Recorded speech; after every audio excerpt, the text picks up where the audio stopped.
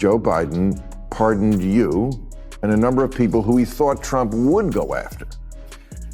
No, I take the opposite view. I don't think he should have given the pardons at all. Really? No, I don't think he should have, and I was vocal about that at the time. Can you refuse a pardon?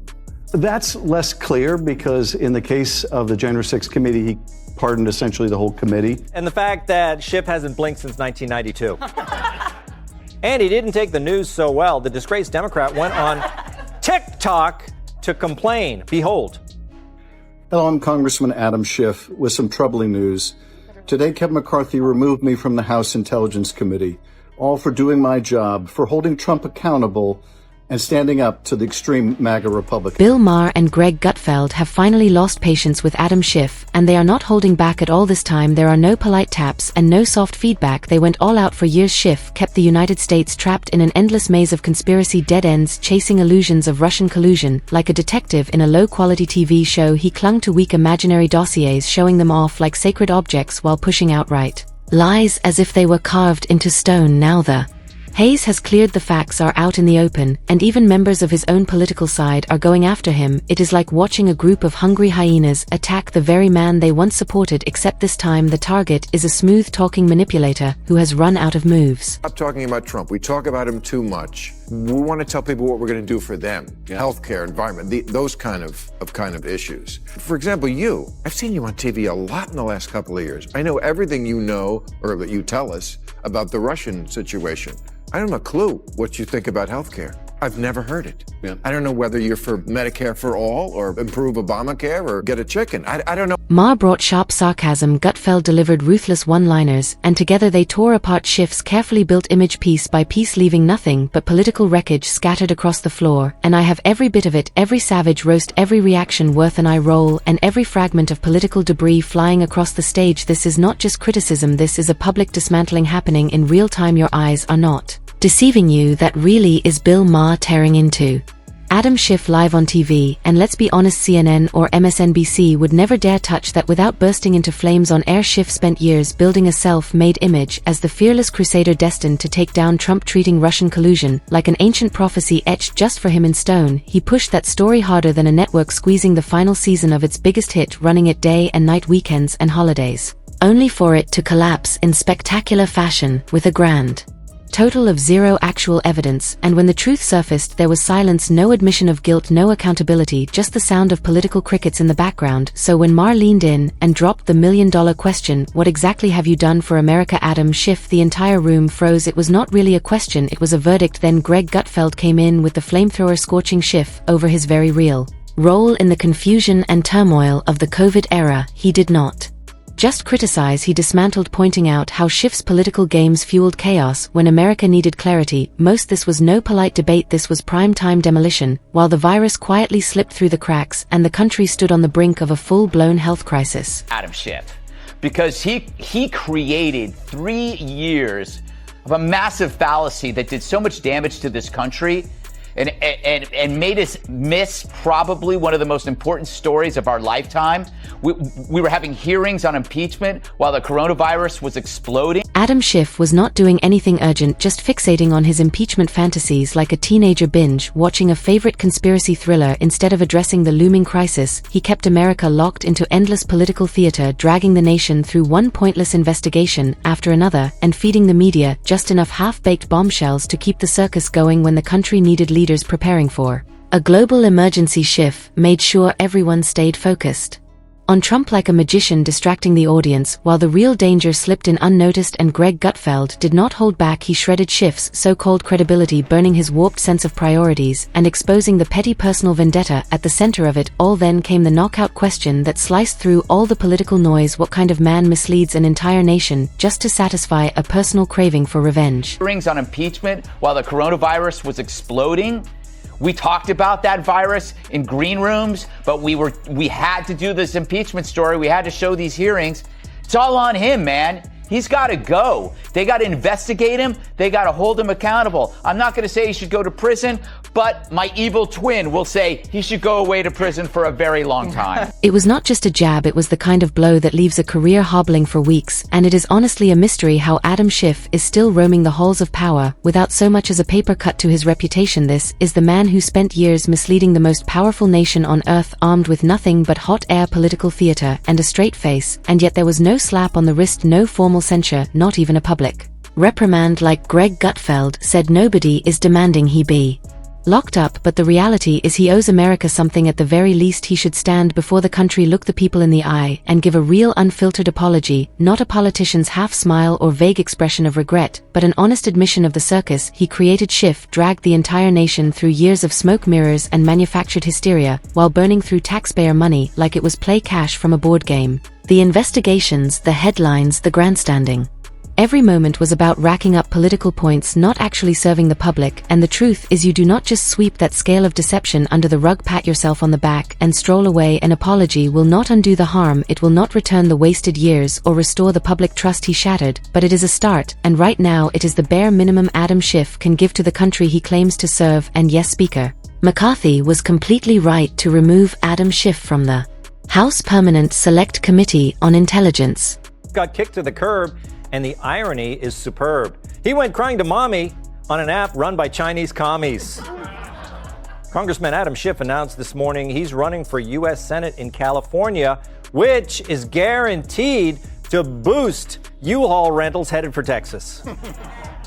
He unveiled the highly polished and produced political ad right on the heels of getting booted from the House Intel Committee. Coincidence? I think not. That move did not just open up a seat, it ended one of the longest-running circus acts in Washington for years. Schiff turned what should have been a position of integrity into a stage for political stunts, smoke screens, and headline-chasing drama. He drained public trust dry while smiling for the cameras, pretending it was all part of responsible oversight, and now instead of reflecting on the damage he caused, Schiff is already setting his sights on California's Senate seat like it is his next big illusion, but history makes it clear he will walk into that chamber with the same sleight of hand, the same shady showmanship, and the same fixation on keeping himself in the spotlight. Bill Maher and Greg Gutfeld did not sugarcoat it. They see a man whose reputation arrives before he does, and it is not the kind that earns applause, from pushing hollow collusion bombshells to turning national security matters into his personal partisan playground. Schiff has shown over and over that he values political theater more than real leadership. California deserves better than a career spotlight chaser who puts party before principle and personal ambition before the people he is meant to serve, because if voters give him the microphone, they will not get a statesman, they will get the revival of the Adam Schiff show, and nobody is lining up for tickets this time. Bill Maher did not just hint at why Schiff's Senate run is shaky, he spelled it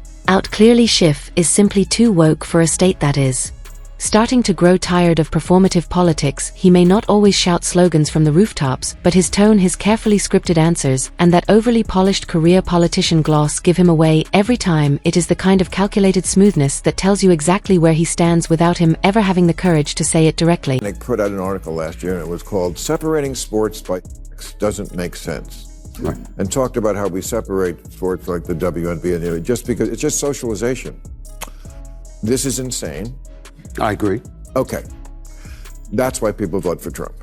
Mm-hmm. Because there's stuff like that on the left that people just go, I know Trump's horrible, but separating by sports by sex makes perfect sense.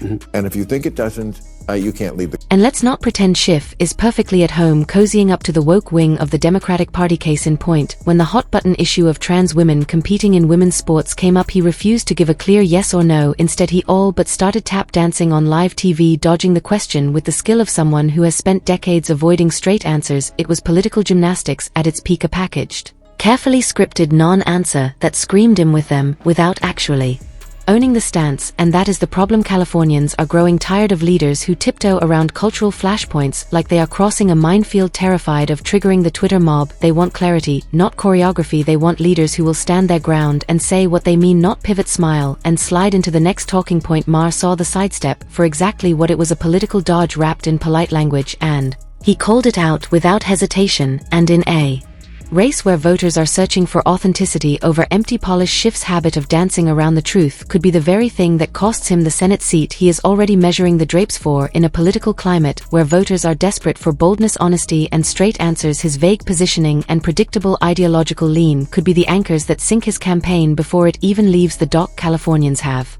Had enough of rehearsed smiles, calculated pauses, and safe answers to last a lifetime, and Schiff's entire playbook is built on them. Greg Gutfeld did not give him a gentle roast. This was a precision strike, surgical, sharp, and completely merciless. He did not waste time tossing one-liners for cheap laughs or applause. Instead, he systematically dismantled Schiff's Senate pitch, revealing it as nothing more than a glossy brochure for the same worn-out brand of political ambition people are sick of. Gutfeld did not just throw shade on Schiff's Senate hopes, he dragged them under the harsh spotlight and torched them before they had any chance of catching fire. Just pop their dentures when Shiff finally gets censored. And so the House condemns the lies of the man with the zombie eyes. Last night, the House voted on party lines to censure Adam Schiff for promoting the Trump-Russia collusion hoax, which was as believable as Brian Kilmeade getting fan mail. 2 for 2. Schiff becomes only the 26th member ever to be censured, but to his credit, he's still the only member to have a 12-inch. This was not comedy for entertainment. It was a clear, bold line in the sand. America does not need more career politicians scrambling for clout. It needs adults in the room, people willing to make hard decisions, speak the truth, and lead without hiding behind party talking points. America needs steady, principled leaders who do not treat party loyalty as a free pass to run endless political hit jobs. And when you strip away Adam Schiff's constant obsession with impeaching Trump and spinning half-baked conspiracy theories, the question becomes obvious. What does he actually bring to the Democrats? Where is the landmark legislation he has authored? Where is the bold, actionable plan to address inflation, repair the broken immigration system, or strengthen national security? You will not find it, because it does not exist. All you will hear is silence. Schiff's career highlight reel is not filled with solutions or genuine progress. It is a loop of press conferences, sound bites, and partisan showboating, crafted to keep his name in the news without making real change for the people he serves. Greg Gutfeld's takedown did not just dent Schiff's ego, it was a national wake-up call, a blunt reminder that the country must stop rewarding political performers for being loud and start demanding leaders who are truly effective. Senator Schiff, given the ongoing political tensions and Trump's actions toward his critics, do you think President Biden's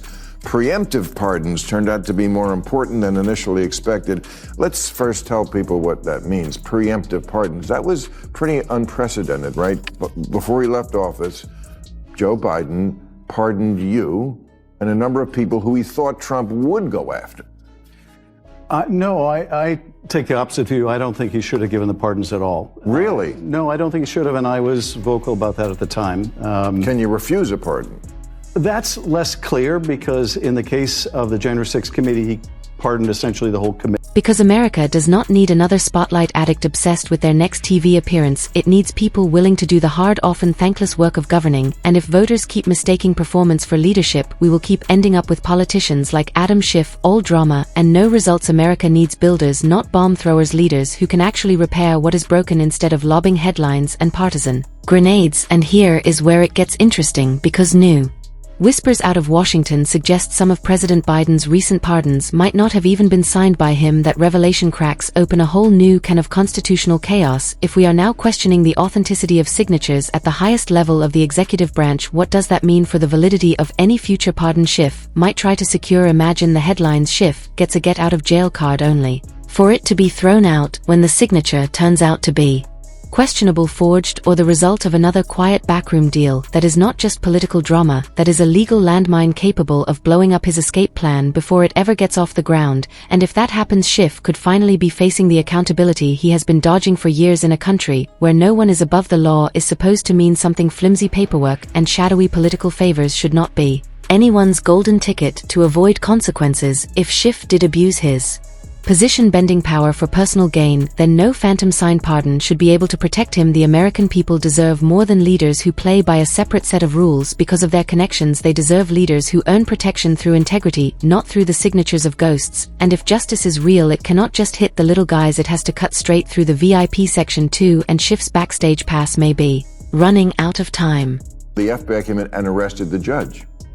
Now, I haven't heard that. Maybe I'm wrong, but I don't think I've ever read arrested a judge. So is this significant? Well, I think I'm not going to comment on something I don't know more about than what you've just told me. You read about it too. Yeah, I mean, I read about it, but I don't know. So you don't trust anything either, and you work for the New York Times. Well, Bill Maher did not let up for a moment. He kept the pressure on, exposing Schiff's blatant hypocrisy and blasting him for only serving outrage when it is politically convenient. Maher laid it out clearly. Schiff's moral compass only moves when it points toward his preferred talking points. Case in point, when he was asked about a judge who was arrested for helping an illegal immigrant evade ICE, Schiff suddenly came down with political amnesia. There was no outrage, no fiery speech, no call for justice. Just a vague shrug, like he had no idea what was being discussed. And here is the kicker: if that same story had even brushed against anything involving Russia, Schiff would have been holding a press conference before breakfast, complete with a dramatic speech and a stack of explosive claims. But because it did not match his favorite narrative, he went completely silent, and that is the Adam Schiff problem in one scene: outrage on demand, accountability. On vacation, Schiff does not chase the truth. He chases headlines that keep his storyline alive. When it comes to endlessly pushing the worn-out Russian collusion tale, he has the stamina of a marathon runner. But the second a legitimate legal issue appears, like a judge being arrested for aiding an illegal immigrant to avoid ICE, Schiff suddenly has no urgency and nothing to say, just the sound of a man dodging the truth. Bill Maher was not about to let that slide. He called out Schiff's glaring double standard without a single ounce of hesitation. Dems pop their dentures when Schiff finally gets censored. And so the House condemns the lies of the man with the zombie eyes. Last night, the House voted on party lines to censure Adam Schiff for promoting the Trump-Russia collusion hoax, which was as believable as Brian Kilmeade getting fan mail. Schiff becomes only the 26th member ever to be censured. But to his credit, he's still the only member to have a 12-inch neck. This was not some harmless slip-up or absent-minded mistake. It was a calculated sidestep, the kind of selective outrage and strategic silence that makes many Americans roll their eyes when career politicians claim they are just trying to do what is right, because people do not want referees who only blow the whistle when it benefits their own side. And once again, Schiff fed his loyal base another tall tale, pushing the heroic narrative that he was removed from the House Intelligence Committee for bravely taking on mega villains, when in reality he was pushed out because his entire Trump-Russia case collapsed like a Jenga tower made of lies and wishful thinking. His so-called evidence was never evidence. It was political smoke, theatrical mirrors, and just enough dramatic flair to keep supporters believing he was on the verge of something big. For years, Schiff sold the Trump-Russia collusion narrative like it was a newly discovered chapter of scripture delivered from political heaven, promising that damning proof was always just over the next hill. But the hill was not a summit of truth, it was a cliff. And when it became clear his grand claims had no foundation, did Schiff take responsibility? Did he level with the American people? Of course not. Instead, he flipped the script like a seasoned spin doctor, painting himself as the victim punished for standing up to Trump. That is not courage, that is political damage control. His strategy has never really changed: keep the base emotional, keep the buzzwords flowing, add a few dramatic pauses, and hope no one looks under the hood. But there is nothing under the hood, no substance, no results, just empty rhetoric disguised as righteous crusading, and facts do not lie even if he does. Schiff's playbook is worn out, frayed at the edges, and starting to resemble something from a bargain bin. He has built his career on deception, deflection, and division, from flogging debunked hoaxes to ignoring serious issues like illegal immigration and collapsing public trust. He has shown the country exactly what kind of leader he is now. The mask he has worn for years is slipping, revealing not a principled statesman, but a professional illusionist whose greatest trick is keeping the truth hidden. His loyalty is not to accountability or to the people of California, but to his own climb up the political ladder. Every move, every speech, every so-called bombshell has been about feeding that ambition. And now, Bill Maher, Greg Gutfeld, and a growing number of Americans are pulling back the curtain on his selective outrage and double standards. The fog of fiction he has spun for years is lifting, and what is emerging is not a public servant, but a politician more obsessed with the spotlight than with solutions. The Senate, like the House, does not need another stage actor polishing their dramatic pauses. It needs a leader ready for the hard, unglamorous work of governing. Californians are starting to see past the rehearsed sound bites, political theater, and endless self-promotion, and when the stage lights fade, all that remains is the record, and Schiff's record speaks volumes about where his priorities truly lie.